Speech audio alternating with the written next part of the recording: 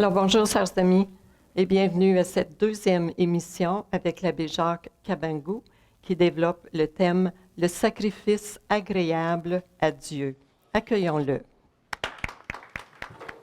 Oui, nous continuons avec le même thème.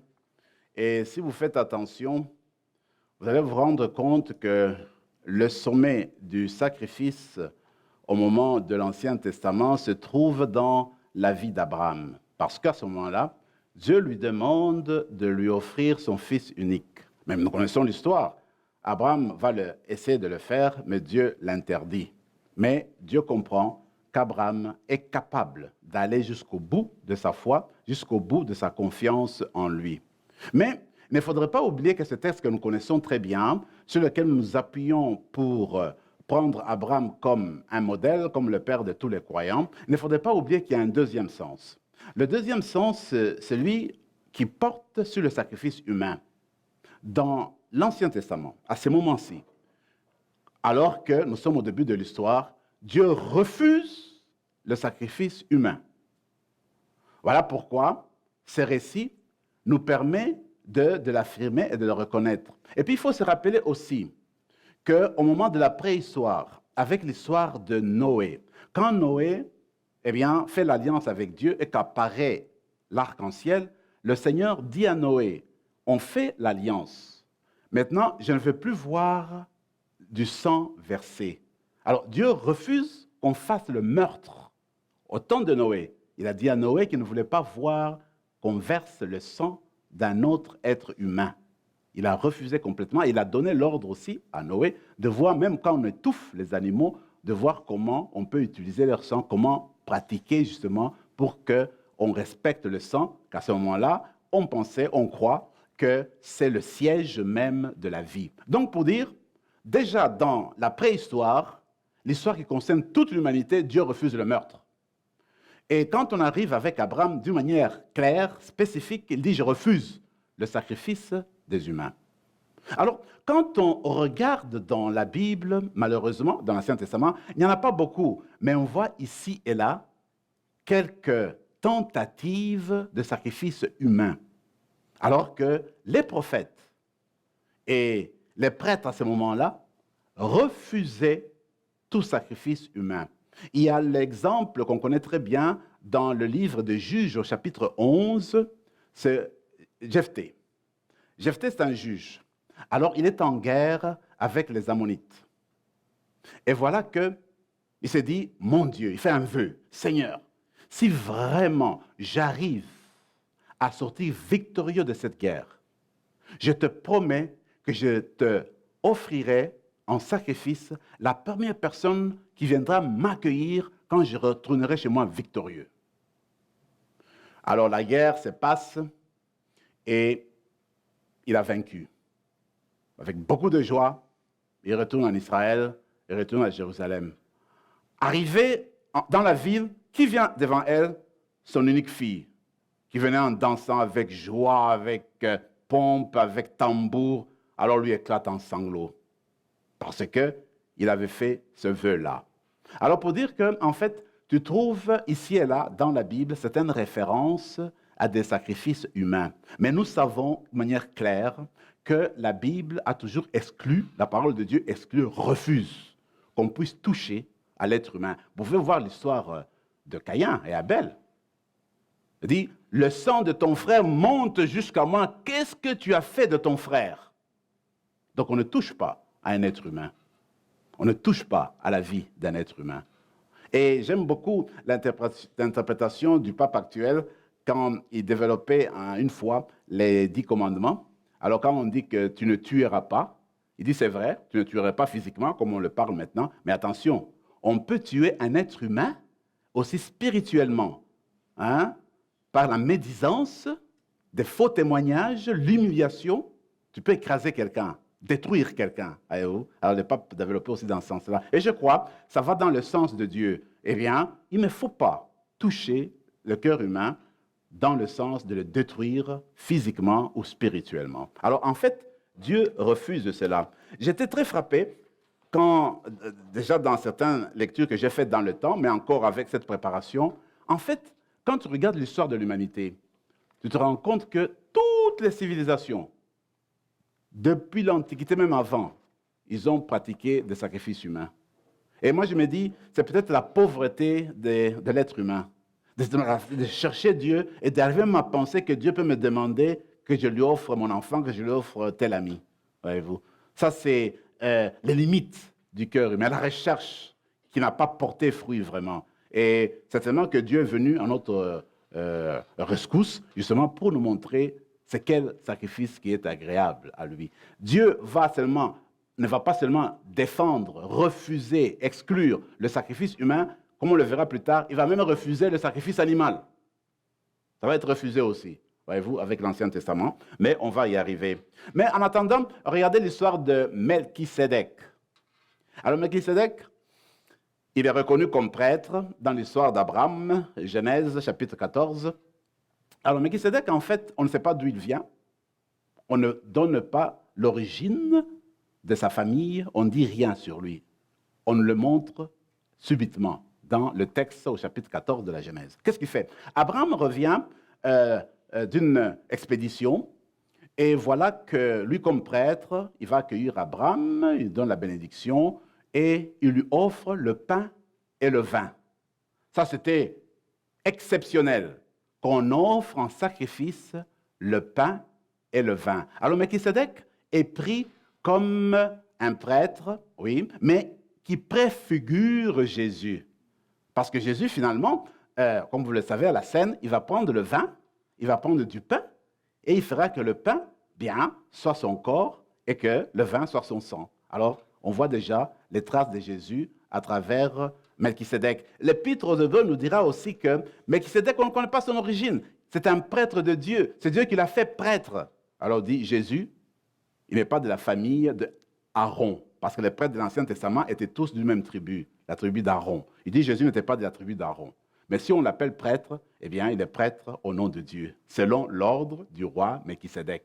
Il est prêtre comme Melchisédek, qui a été prêtre, que Dieu qui l'a établi prêtre. On dit que dans la basilique Saint-Vital de Ravenne à Rome, la basilique du VIe siècle, il paraît qu'il y a une belle mosaïque.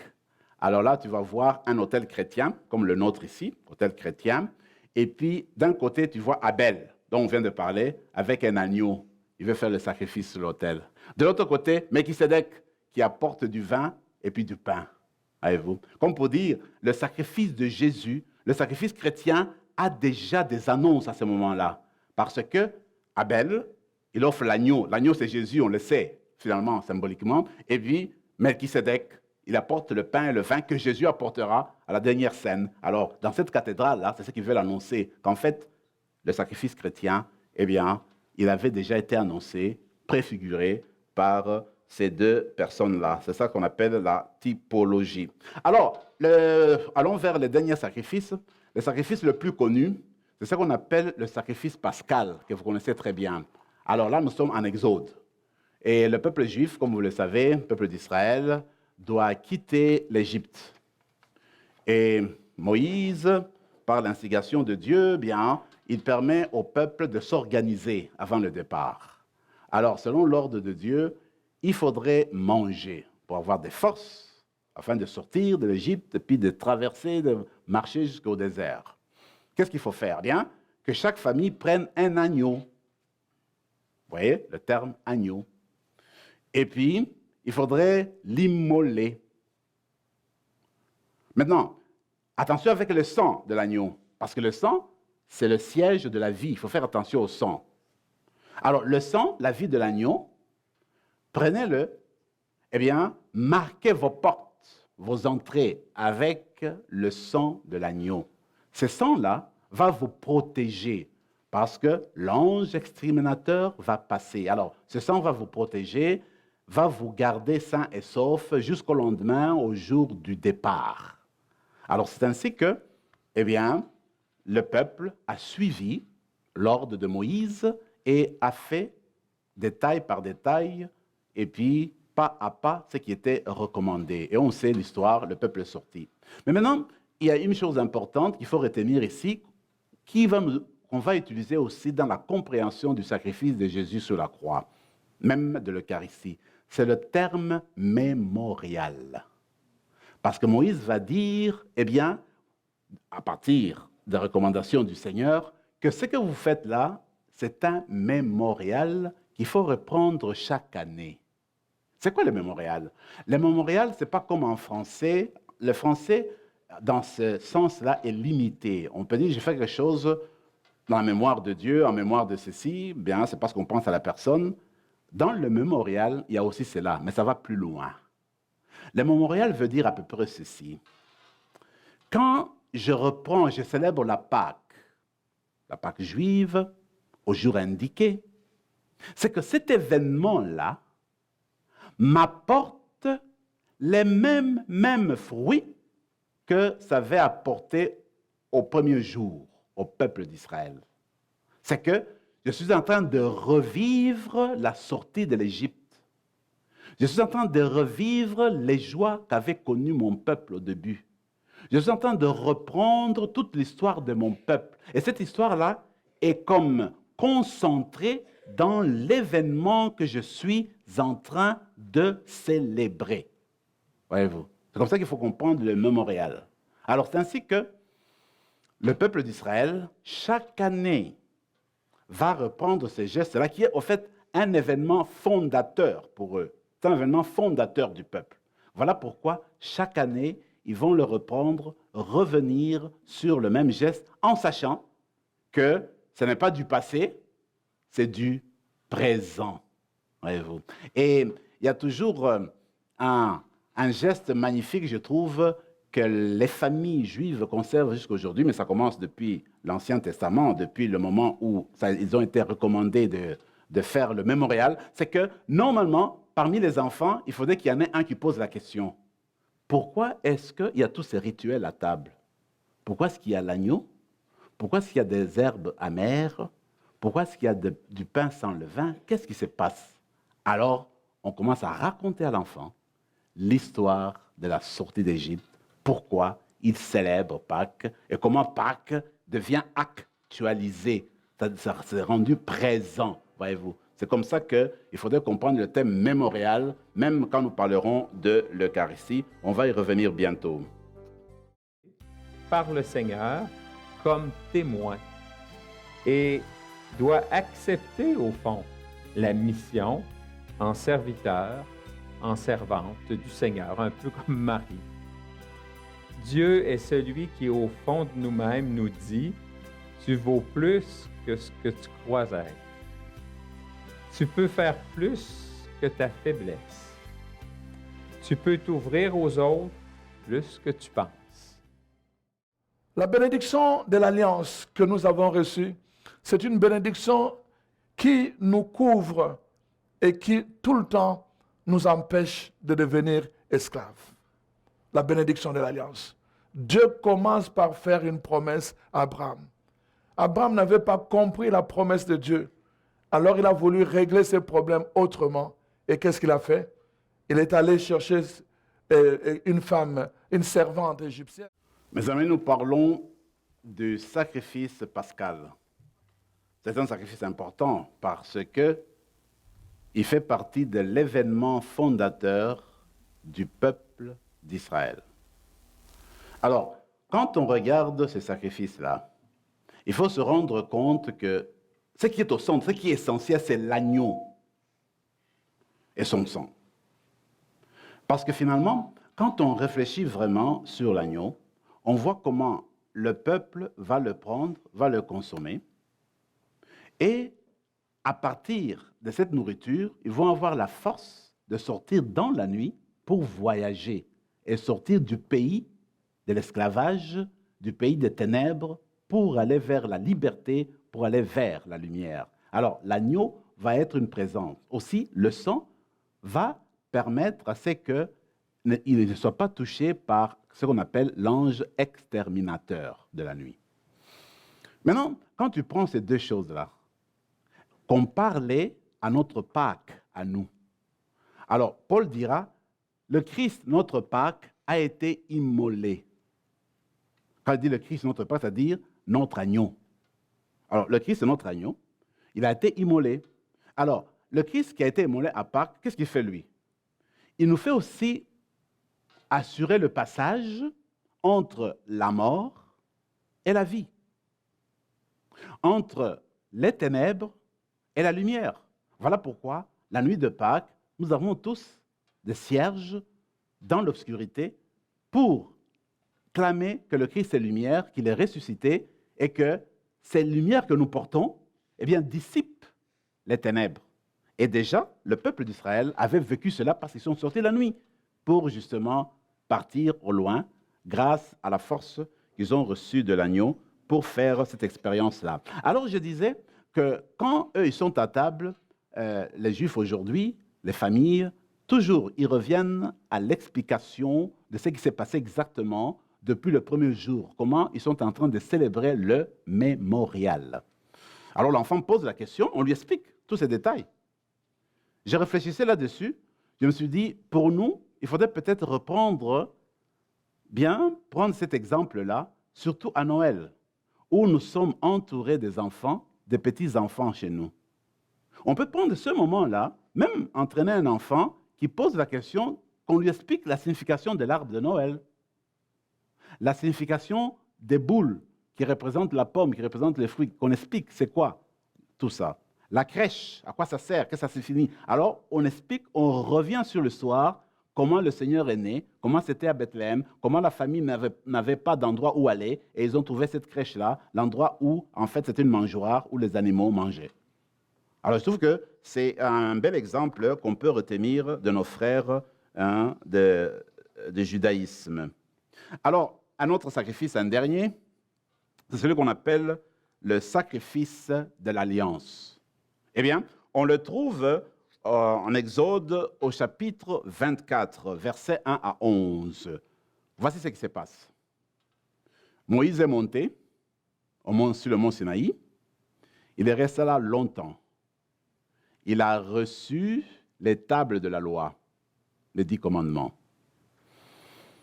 Il va descendre pour le présenter au peuple, les lire au peuple. Alors le texte dit que unanimement, le peuple va accepter la loi de Dieu. Ils vont être heureux, contents d'accueillir, de voir que ce sont les paroles vraiment de Dieu qui vont les guider, qui sera lumière dans leur vie et qui va les conduire vers la vie de communion avec Dieu. Alors il dit, on ne va pas laisser ça passer comme ça. Nous allons offrir un sacrifice à Dieu. Voilà pourquoi ils vont prendre des taureaux et les immoler, les offrir au Seigneur pour sceller, disent-ils, l'alliance entre le peuple et son Dieu. Le peuple, qu'est-ce qu'il s'engage à quoi? Le peuple s'engage à suivre fidèlement les paroles de l'alliance. Dieu, qu'est-ce qu'il fait? Dieu, il promet d'être leur Dieu, de rester toujours avec eux, de les guider continuellement, de les protéger jusqu'au bout. Maintenant, il y a un geste qui s'est fait là, qui est très significatif. Le sang récolté de taureau est mis dans un récipient. Moïse prend le sang, dit le texte, il va asperger l'autel, qui représente Dieu. Parce que c'est le lieu sacré, je l'ai dit. C'est le trait d'union entre Dieu, en fait, et le peuple. En fait, ça représente Dieu. Il asperge l'autel du sang, qui est le sang de l'alliance. Ensuite, il se tourne vers l'assemblée, le peuple, le même sang. Il va asperger le peuple, l'assemblée, avec le même sang de taureau. La signification, c'est que à partir de cette alliance-là, le sacrifice de l'alliance, il n'existe plus qu'une même vie entre Dieu et son peuple. Il y a une communion de vie entre Dieu et son peuple. Alors ce sang-là est appelé le sang de l'alliance, qui fait que Dieu et son peuple entrent en communion, vivent en communion, et le peuple suit la parole de Dieu, et Dieu continue à protéger son peuple. Remarquez que l'expression « sang d'alliance », le Seigneur Jésus va l'utiliser. Voyez-vous? Alors, vous voyez où on s'en va. Alors, le Seigneur Jésus, à table, il dira, la coupe, le sang de mon alliance, de la nouvelle alliance, versé pour vous, voyez-vous. Alors, c'est dans ce sens que le sang qui est là, je le dis, le sang dans la Bible, c'est le siège de la vie. Alors, je donne cette vie-là à l'autel, la même vie, je le donne à l'assemblée. C'est que la vie qui est à l'autel et la vie qui est dans l'assemblée est la même. Donc, Dieu, c'est le Dieu du peuple, c'est le peuple de mon Dieu. Alors, il existe une vie commune, une communion de vie entre Dieu et son peuple. Alors, voilà pourquoi le sang, depuis l'Ancien Testament, occupera une place spéciale, même dans le Nouveau Testament, parce que le sang est toujours compris comme le siège de vie. Il a comme un pouvoir, comme une puissance, et le sang peut agir, peut transformer des personnes. Et même, on comprendra plus tard certaines dévotions du sang précieux de Jésus. Quand tu prends le sang, en fait, c'est la vie même de Jésus. Voilà, comme conclusion, voici ce qu'on va faire. Je vais vous donner les différents types de sacrifices qui existent ou qui existaient dans l'Ancien Testament. Le premier type, le premier sacrifice s'appelle Holocauste. De quoi s'agit-il? Eh bien, voici ce qui se passe. Nous sommes au temple. Quand tu veux faire un holocauste, ça veut dire que tu offres, il s'agit toujours des animaux, c'est-à-dire que tu offres ton animal en entièreté au Seigneur. Tout. C'est ça, ça veut dire holocauste. D'ailleurs, avec le film qu'il y a eu depuis plusieurs années, quand on revient sur la Shoah, sur l'histoire malheureuse de l'extermination du peuple juif, parfois on intitule ça holocauste. Mais en fait, la signification, c'est surtout, ça dit que c'est tout. C'est-à-dire qu'on t'offre tout toi-même. Rien ne reste de toi. Tu es brûlé, tu es parti. C'est un peu dans ce sens-là. Alors, dans l'holocauste, voici ce qui se passe. Alors, tu amènes ton animal au temple et avant d'arriver chez le prêtre, il y a des personnes qui sont attitrées, qui t'accueillent. Tu présentes ton animal. Ils te demandent d'imposer les mains sur la tête de l'animal. La signification, c'est que tu déclares que cet animal-là t'appartient, il est à toi. Et que le bénéfice, les bienfaits qui vont sortir du sacrifice de cet animal vont aller à toi, pas à une autre personne. Tu imposes, il t'appartient, c'est toi là. Alors tu imposes, tu laisses l'animal. On prend l'animal, il y a un autre service, c'est le service d'immolation et de dépècement. On immole l'animal, on enlève le sang, on dépèce tout. Troisième étape, maintenant, on l'amène chez le prêtre. L'Holocauste, le prêtre prend tout l'animal, il le dépose sur l'autel du temple, où il y a un feu qui brûle toujours, qui ne s'éteint jamais. Il le prend, il dépose l'animal brûle en entièreté. C'est ça l'Holocauste, tout est parti pour l'animal. Alors, les bienfaits, c'est que tu veux entrer en communion avec Dieu, tu cherches une faveur, donc tu as une intention quand tu fais cela, tu veux obtenir des faveurs de ton Dieu. C'est pourquoi tu fais ce sacrifice-là. Maintenant, le sang, une partie du sang, en fait, est prise, et puis on va asperger dans le lieu qu'on appelle le Saint des Saints. Il y a un rideau qui entoure le Saint des Saints, c'est-à-dire là où il y a l'Arche d'Alliance. Le prêtre asperge avec ton sang, le sang de ton animal, il asperge. Comme pour dire encore, ça c'est le lieu de Dieu. C'est la vie, qui est même la vie qui est de Dieu, et puis c'est cette même vie-là qui va aussi mettre autour de l'autel. Alors, toi, tu pars avec rien, tout est consumé. Ça, c'est l'Holocauste. Alors, deuxième sacrifice, c'est ce qu'on appelle le sacrifice de communion. La même chose, tu arrives avec ton animal, tu imposes les mains, on le prend. Mais de communion, c'est-à-dire que tu vas le partager. On le coupe en trois. Alors, Dieu prend une partie, parce qu'il faut qu'il mange. Il prend une partie, c'est la graisse. Dans la mentalité, c'est la partie la meilleure de l'animal. Et c'est la partie aussi un peu de vie. Ça appartient à Dieu. On brûle sur l'autel. Ça va chez Dieu. Mais maintenant, pour le prêtre, la poitrine et la cuisse droite. Le prêtre prend ça, on ne brûle pas. Son cadeau, son travail, c'est à lui. Et la famille reçoit le reste, qu'il faut consommer au temple le même jour.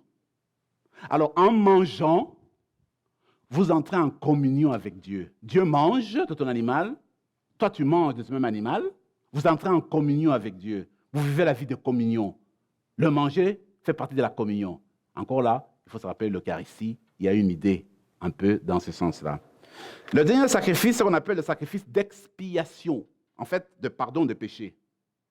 Même procédure, tu amènes l'animal, imposition. Cette fois-là, tu l'amènes, mais tu ne vas rien avoir. Pas te demande pardon, le prêtre va le prendre, il prendra une partie va aller à l'autel. Toi, la famille, la personne ne recevait rien, parce que c'est un sacrifice d'expiation où tu demandes pardon de tes péchés. Ça peut être aussi un sacrifice de réparation. Tu veux réparer quelque chose devant Dieu. Voilà pourquoi tu lui amènes ce sacrifice-là. Alors, voyez-vous, quand vous prenez tous ces sacrifices-là, vous les mettez ensemble, ça nous permet petit à petit d'aller plus loin et de commencer à creuser pour comprendre le sacrifice de Jésus sur la croix. Qu'est-ce que cela veut dire? Alors, en ce moment-là, nous allons continuer à creuser davantage la fois prochaine. Tout est accompli. 3 nouveaux DVD avec l'abbé François Kipwenge, dans lesquels il explique que les acquis de la croix sont à notre portée, que délivrance et libération sont maintenant disponibles. Que nous reste-t-il encore à faire? N'hésitez pas à vous procurer ces 3 nouveaux DVD avec l'abbé François Kipwenge. Détails à l'écran.